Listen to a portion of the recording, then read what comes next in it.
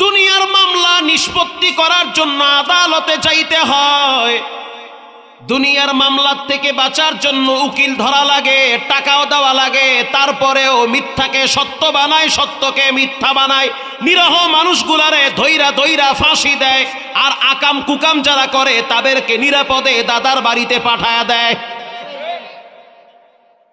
কিন্তু রবের একটা নাম হলো হালিম। তিনি দুনিয়ার বিচারকদের মতো না, দুনিয়ার উকিলদের মতো না। তার একটা চরিত্র, তিনি কারো ইজ্জতের চাদর ধইরা টান দেয় না। তার একটা চরিত্র হলো তিনি বান্দার গুনাহগুলা গোপন রাখতে ভালোবাসে। দুনিয়ার মামলা নিষ্পত্তি করার জন্য টাকা লাগে, আদালতে যাওয়া লাগে। আর জেনার মামলা, মিথ্যার মামলা, বেনামাজির মামলা, সুদের মামলা, এগুলা নিষ্পত্তির জন্য ভোর রাত্রে চোখের পানি লাগে। চোখের পানির এত দাম উয়ুনুল হিকায়াতে আসছে।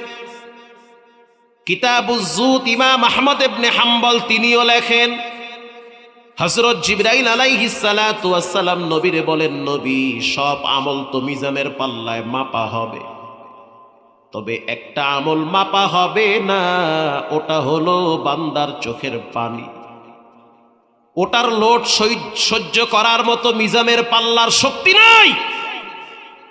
চোখের পানি হইল জাহান্নাম নিবারণ করার জন্য সবচেয়ে বড় মেডিসিন।